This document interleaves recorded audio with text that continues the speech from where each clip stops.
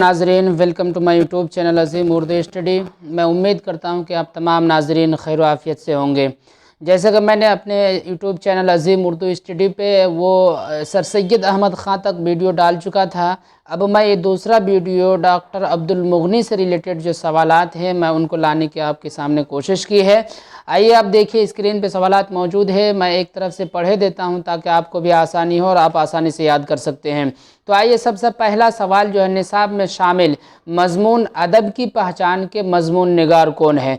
तो इसका जवाब है कि निसाब में शामिल मज़मून अदब की पहचान के मज़मून निगार डॉक्टर अब्दुल मुग़नी है। दूसरा सवाल है कि डॉक्टर अब्दुल मुग़नी कब और कहाँ पैदा हुए? तो जवाब है डॉक्टर अब्दुल मुग़नी की पैदाइश औरंगाबाद में 1934 ईस्वी में हुई। अब तीसरा सवाल है कि डॉक्टर अब्दुल मुग़नी की दो किताबों के नाम लिखिए। तो जवाब है डॉक्टर अब्दुल मुग़नी की दो किताबों के नाम दर्ज झेल हैं, ज़ादा-ए-इत्तिदाल है, दूसरा तश्कील जदीद है। अब चौथा सवाल है, डॉक्टर अब्दुल मुग़नी ने किस मदरसे में कहाँ तक तालीम हासिल की? जवाब है डॉक्टर अब्दुल मुग़नी ने मदरसा शमसुल हुदा पटना से दर्जा आलिम तक तालीम हासिल की। अब सवाल आगे, डॉक्टर अब्दुल मुग़नी ने अपनी मुलाजिमत का आगाज़ पटना कॉलेज से डॉक्टर अब्दुल मुग़नी ने अपनी मुलाजिमत का आगाज़ किस कॉलेज से किया? जिसका जवाब है डॉक्टर अब्दुल मुग़नी ने अपनी मुलाजिमत का आगाज़ पटना कॉलेज से किया। ये थे दोस्तों सवालात, जो कि मुख्तसर सवालात थे। अब ये मुख्तसर तरीन सवालात की तरफ आते हैं। पहला सवाल है, डॉक्टर अब्दुल मुग़नी की तनक़ीद निगारी पर 5 जुमले लिखिए। ये 5 जुमला बनाना है, तो मैं सीरियल वाइज एक तरफ से लिखा हूँ। देखिए आप कि इसका जवाब है डॉक्टर अब्दुल मुग़नी का शुमार सूबा बिहार के मुमताज़ तनक़ीद निगारों में होता है। एक पहला जुमला है। दूसरा जुमला है कि डॉक्टर अब्दुल मुग़नी मौजूदा दौर में शेर व अदब और फ़िक्र नज़र को वसाअत बख्शने में और एक मख़सूस तनक़ीदी उसूल को मकबूल बनाने में डॉक्टर साहब की खिदमात को फरामोश नहीं किया जा सकता है। अब तीसरा जुमला जो बनाने का है, वह डॉक्टर अब्दुल मुग़नी ने तनक़ीदी उसूल को बड़े सहल और आसान अंदाज में पेश करने की कोशिश की है। अब चौथा जुमला है कि डॉक्टर अब्दुल मुग़नी ने शेर व अदब के मुतअद्दिद असनाफ़ के बारे में तनक़ीदी इत्तिलात पेश किए हैं। अब पाँचवा जुमला है कि तनक़ीद के मैदान में इक़बाल उनका ख़ास मौजू रहा है। यानी तनक़ीद जो किए उन्होंने तो इक़बाल को ख़ास अपना मौजू बनाया है। अब आगे सवाल है, अदब की पहचान पर मुख्तसर रोशनी डालिए। जवाब है कि अदब दरअसल एक ख़ास किस्म की तहरीर का नाम है, और अदब का सिर्फ़ एक ख़ास उसलूब ही नहीं बल्कि एक ख़ास मवाद भी है। यानी अदब के ख़ाम वसाइल जो भी हों, मगर तख्लीक़ी तश्कील में उसका एक मख़सूस मौजू भी है और हैत भी। बल्कि यूँ कहिए कि अदब की कुछ ख़ास मौज़ूआत और हैतें हैं जिनका इजहार कुछ मुतअय्यन असनाफ़ में होता है। चुनांचे जो कुछ उन असनाफ़ में लिखा जाए वही अदब है, और जो कुछ उन असनाफ़ से बाहर है अदब नहीं है। उन चीज़ों की पहचान और इदराक को ही अदब की पहचान कहते हैं। अब सवाल आगे है कि अदब की पहचान के हवाले से अदब की मुख्तसर तारीफ़ कीजिए। अब इसका जवाब देना है कि जवाब है कि हम अदब की पहचान किस तरह करें। एक फ़नकार अपने फ़न का नमूना पेश करता है, वो कितना अदबी है। अब्दुल मुग़नी के ज़ेर निसाब मज़मून अदब की पहचान में मुकम्मल ज़ोर सी बात पर दिया गया है कि हर तहरीर अदबी नहीं होती और हर अदब का मेयार होना भी लाजमी है।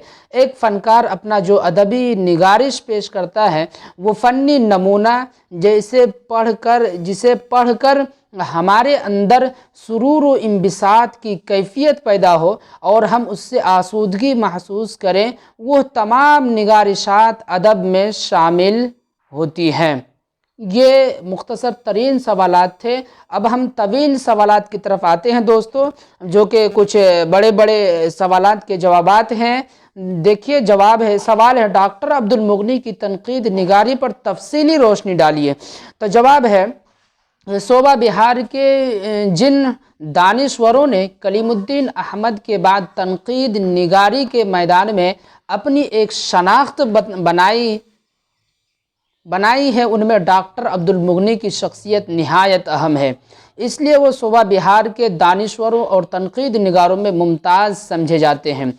मौजूदा दौर में शेर अदब और फ़िक्र नज़र को वसाअत और शफ़ाफ़ियत के साथ पेश करने वालों और एक मख़सूस तनकीदी उसूल को मकबूल बनाने में डॉक्टर अब्दुल मुगनी की खिदमात को फरामोश नहीं किया जा सकता। उनके वालिद मौलाना अब्दुल रऊफ़ एक मारूफ आलिम दीन थे। डॉक्टर अब्दुल मुगनी ने शेर व अदब की मुतअद्दिद असनाफ़ के बारे में अपनी तहक़ीक़ी इत्तलाआत पेश की है।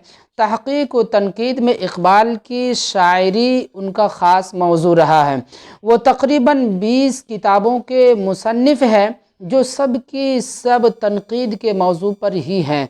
ज़िंदगी और अदब के हवाले से वो एक मख़सूस तामीरी नुक़्ता नज़र के हामिल थे और उन्होंने उस कामयाबी के साथ अपनी तहरीरों में पेश किया है। उनकी अहम तरीन तनक़ीदी तसानीफ़ में ज़्यादा इत्दाल, नुक़्ता नज़र, मेयार व इक़्तिदार, तश्कील जदीद, इक़बाल और आलमी अदब वग़ैरह हैं। अब आगे सवाल हैं कि अदब की पहचान के हवाले से अदब के ताल्लुक़ से मुख्तलिफ़ नज़रियात बयान कीजिए। तो जवाब इसका देना है इस तरह से कि अदब की पहचान के हवाले से अदब की तारीफ़ के बारे में अब्दुल मुगनी ने अपने ज़ेर निसाब मज़मून में कई नज़रियात पेश किए हैं। इस सिलसिले में अब्दुल मुगनी ने एक नज़रिया पेश किया है कि मुख्तलिफ़ मौज़ूआत पर जो कुछ भी अदबियत के साथ लिखा जाए वो अदब है। इसका मतलब ये हुआ कि अदब दर हकीकत एक उसलूब, एक तर्ज़ का नाम है, उसका कोई ख़ास मौज़ू नहीं है। चुनांचे अदब की तारीख़ों में अदबी उसलूब में लिखी हुई हर किस्म की तहरीरों को अदब के ज़ुमरे में दर्ज किया गया है। अदब की पहचान के ताल्लुक़ से दूसरा नुक़्ता नज़र ये है कि अदब दरअसल एक ख़ास किस्म की तहरीर का नाम है और अदब का सिर्फ़ एक ख़ास उसलूब ही नहीं बल्कि एक ख़ास मवाद भी है। यानी अदब के ख़ाम वसाइल जो भी हों मगर तख्लीक की शक्ल में उसका एक मख़सूस मौज़ू भी है और हैत भी। बल्कि ये कहा जाए कि अदब के कुछ ख़ास मौज़ूआत और हैतें हैं जिनका इज़हार कुछ सिन्फ़ों में होता है। चुनांचे जो कुछ उन असनाफ़ में लिखा जाए वही अदब है और जो कुछ उन सिन्फ़ों के बाहर है वो अदब नहीं है, ख़्वाह उसके अंदर कितनी ही अदबियत क्यों ना पाई जाए। इसलिए कि अदब एक ख़ास शक्ल का नाम है जिसे शायरी, ड्रामा, नावल और अफ़साना वग़ैरह हैं। अगर अदब का कोई मेयार मुतय्यन करना हो तो ज़रूरत इस बात की है कि एक मुकम्मल नमूना अदब की तारीफ़ की जाए। इस एतबार से ये तस्लीम करना पड़ेगा कि अदब के दो अज्ज़ाए तरकीबी हैं, एक फ़िक्र, दूसरे फ़न।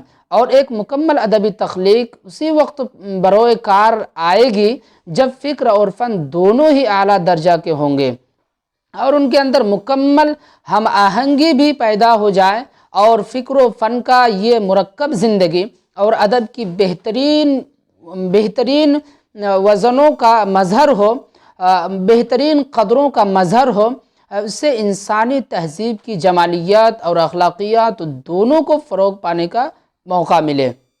ये सवाल थे जो कि लंबे जवाबात थे इनके, यानी कि तवील सवालात का मतलब है कि तवील जवाबात भी होंगे, इसलिए कुछ लंबे लंबे जवाबात हैं। अब सवाल है कि उर्दू अदब में तनक़ीदी रिवायात का जायज़ा लीजिए।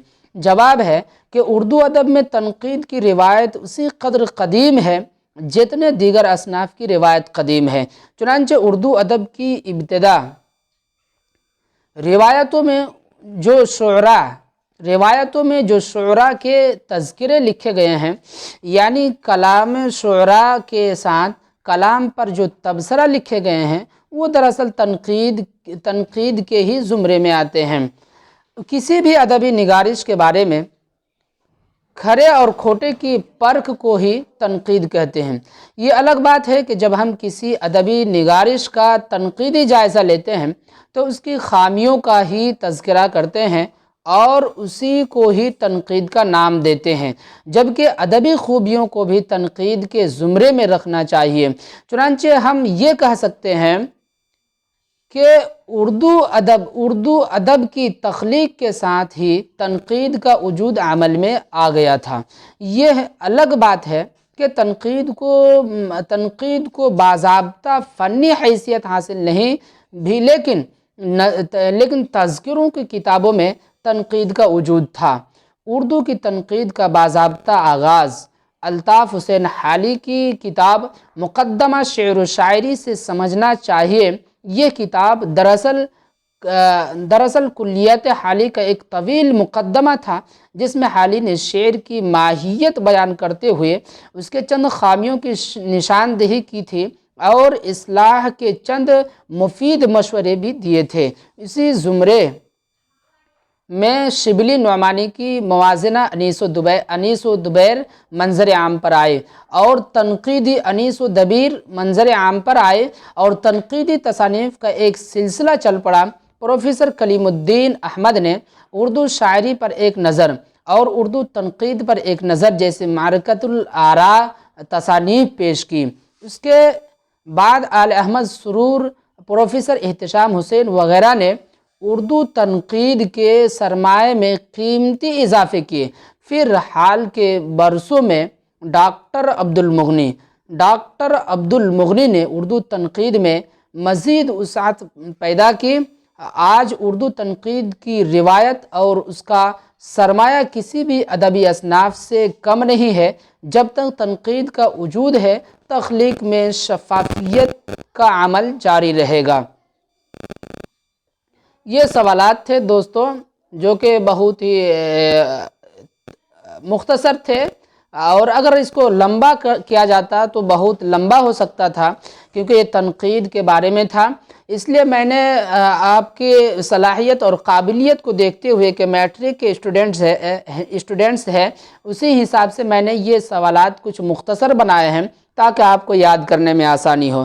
دوستو، میں امید کرتا ہوں کہ آپ تمام کو یہ ویڈیو بہت اچھا لگا ہوگا، کیونکہ میں نے یہ بہت ہی صاف انداز میں پیش کرنے کی کوشش کی ہے۔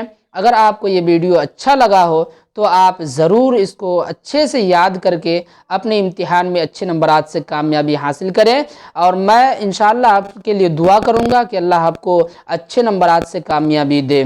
میں امید کرتا ہوں کہ آپ کو یہ ویڈیو اچھا لگا ہے۔ آپ اس کو لائک، شیئر اینڈ سبسکرائب کرنا نہ بھولیں۔ میرا یہ حق ہے، آپ اس کو ضرور دیں۔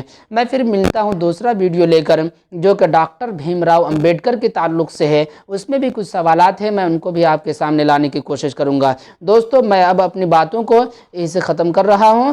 خدا حافظ۔